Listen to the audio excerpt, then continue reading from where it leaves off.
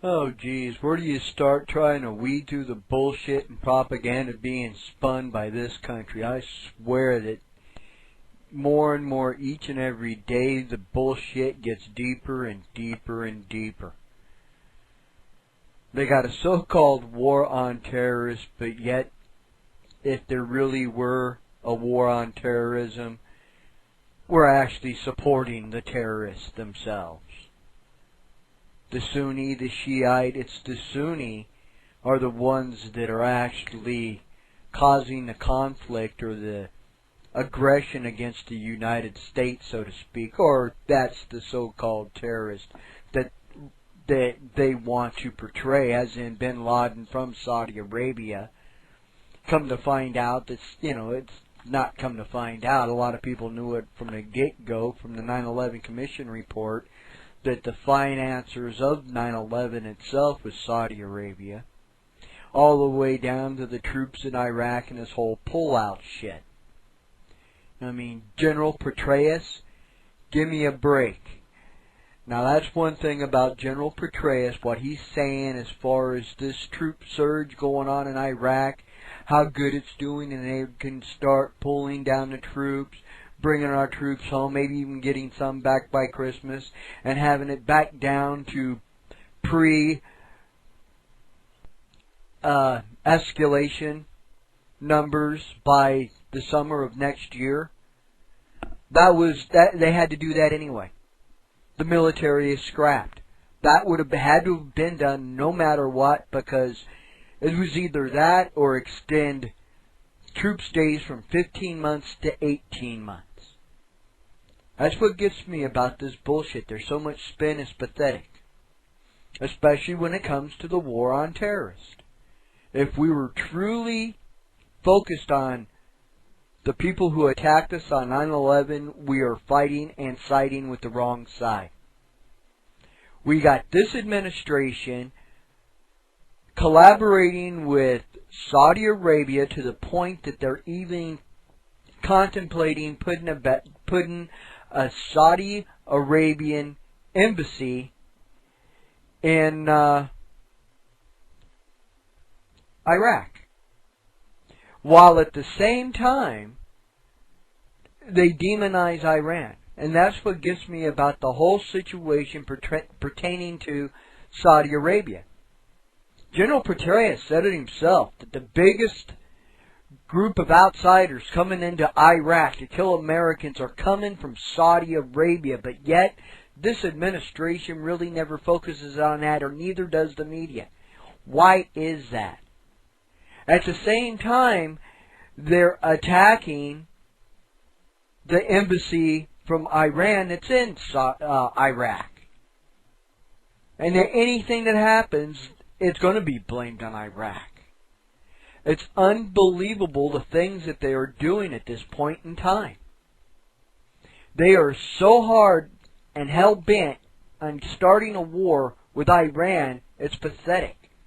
And hopefully the general population can pick up on the bullshit before it comes to that level. I mean, we're at the point right now, we're building, or in the process of building, a military base on the borders between Iran and Iraq, just to try to instigate more of the fight. They can tell you otherwise. They can tell you it's for security. You can tell you it's to keep the Iranians from sending arms into Iraq. But like I said, I mean, with this administration, it's hard to tell what is bullshit and what is not. I mean, let's face it, as far as their little surge, what that means in English, it's a bloodbath in Iraq.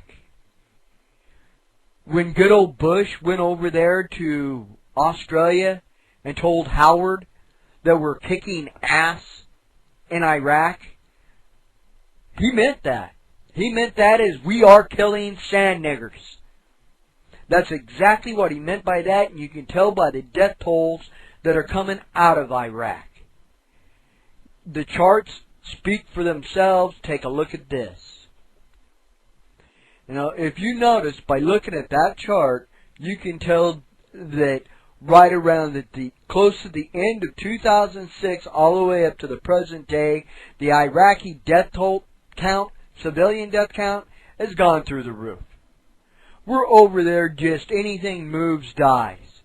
And we're calling that progress.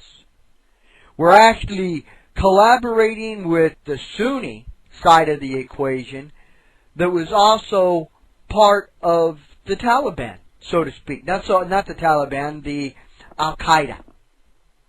They said it themselves in the beginning of this.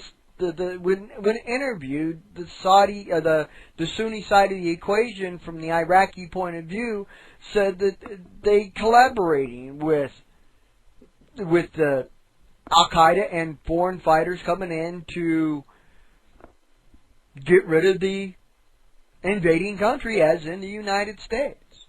So needless to say, this war on terror isn't nothing but a scam. It's a bumper sticker. Because if reality was anything close to what it really is, we would be supporting Iran.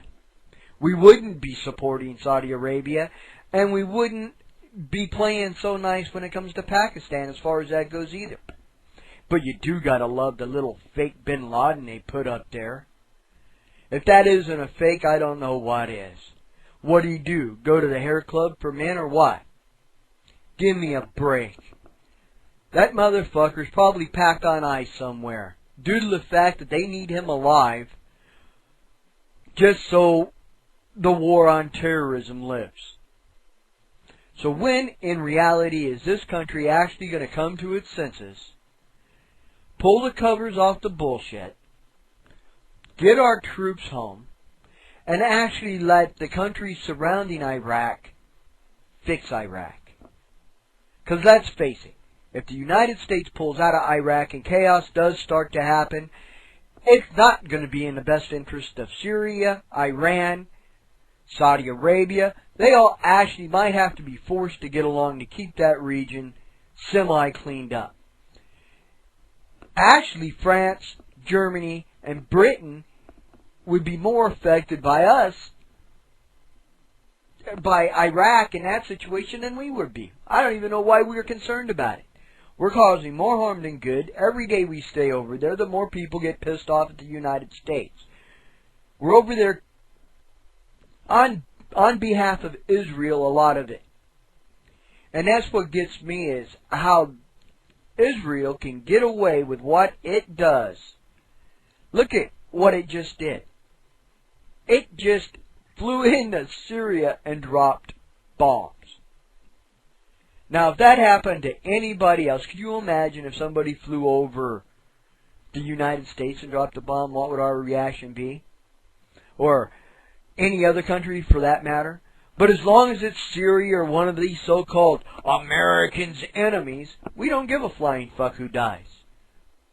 When are we going to get over this mindset of it? To kill people it's cool.